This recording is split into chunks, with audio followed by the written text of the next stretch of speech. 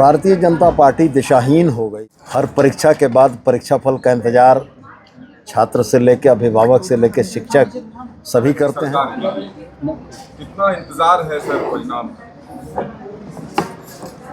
हर परीक्षा के बाद परीक्षाफल का इंतजार छात्र से लेकर अभिभावक से लेकर शिक्षक सभी करते हैं। राजनीतिक चुनाव है, जो प्रत्याशी हैं वो, उनके समर्थक, उनके परिजन भी इंतज़ार करेंगे, राजनीतिक दल भी इंतज़ार कर रहे हैं और हमें उम्मीद है कि 12 बजे के आसपास स्पष्ट रुझान आने लगेंगे। एयर एम्बुलेंस को लेकर लगातार विपक्ष सवाल खड़े कर रही है कि सरकार जिस योजना का प्रचार इतना कर रही थी उसके नीचे इतना बड़ा घोटाला चल रहा था, सैकड़ों करोड़ों का घोटाला हुआ। भारतीय जनता पार्टी दिशाहीन हो गई है।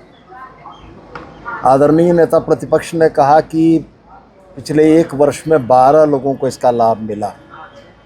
सत्यता क्या है मुझको नहीं मालूम, मैं उनके बयान को कोट कर रहा हूँ। समाचार पत्र यह कह रहे हैं कि जिस दिन ये दुर्घटना हुई उस दिन वो सुबह में एक पेशेंट को लेकर सब्सिडी योजना के तहत दिल्ली से लौटा था। पत्रकारों के अन्वेषण का विषय है, आप अन्वेषित करें इस बात को कि कितनी सब्सिडी के तहत उड़ानें हुई, कितना पैसा दिया गया। और विपक्ष में जो हमारे विद्वान नेता हैं उनसे भी एक बार पूछ लिया जाता कि उड़ान के संचालन बाकी चीज़ों के लिए एक संस्था बनी हुई है जिसको DGCA बोलते हैं, director general of civil aviation. ये director general of civil aviation DGCA किसके अधीन काम करती है? राज्य सरकार के अधीन काम करती है, केंद्र सरकार के अधीन काम करती है, या एक स्वायत्त संस्था है?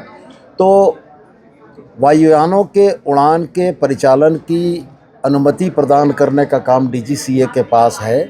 DGCA के प्रमाणन के सर्टिफिकेट के उपरांत ही राज्य सरकार ने उसको एम्बुलेंस की सेवा के लिए रजिस्टर किया है। यदि उसमें विचलन और त्रुटियां हैं तो मेरे समझ से इसके लिए संबंधित विभाग, संबंधित एजेंसी, संबंधित संस्थाएं जवाब दें। लेकिन सर होता कि है ना कि जब आपके सहयोगी डॉक्टर इरफान अंसारी ही कहते हैं कि गलत कंपनी का चयन हुआ था, कंपनी अच्छी नहीं थी, तब सवाल उठता है ना सर कि आप नहीं, ये उनके व्यक्तिगत विचार हो सकते हैं। कंपनियों का चयन चेहरा देखकर नहीं होता है। मेरी बात पूरी हो जाने दीजिए। कंपनियों का चयन कोई चेहरा देखकर नहीं होता है। उनके द्वारा जो उपलब्ध दस्तावेज होते हैं उन दस्तावेजों के अध्ययन के बाद कंपनियों का चयन होता है। हमारे सहयोगी माननीय मंत्री ने अगर कहा है तो उनके व्यक्तिगत विचार हो सकते हैं, और मेरा यह मानना है कि यह चयन पूरी तरीके से पारदर्शी हुआ था और इसका उद्देश्य झारखंड के उन लोगों को लाभ पहुंचाना था जो पूरे मूल्य पर एयर एम्बुलेंस की सेवा नहीं ले सकते थे। राज्य सरकार ने इसलिए इसको सब्सिडाइज किया था। सर DGCA ने कंपनी को बैन कर दिया है, तो अब यहाँ के लोगों को कैसे ये सुविधा का लाभ मिलेगा, सब्सिडी कैसे मिलेगा? निश्चित रूप से राज्य सरकार इस मामले में पहल करेगी और बैन होने के बाद शेष अवधि के लिए कोई निविदा प्रकाशित होगी, कोई एक्सप्रेशन ऑफ इंटरेस्ट किया जाएगा और देश की जो बेहतर सेवा प्रदाता कंपनियां हैं उन कंपनियों को बुलाकर इस सेवा को चालू रखने का प्रयास किया जाएगा। ठीक है।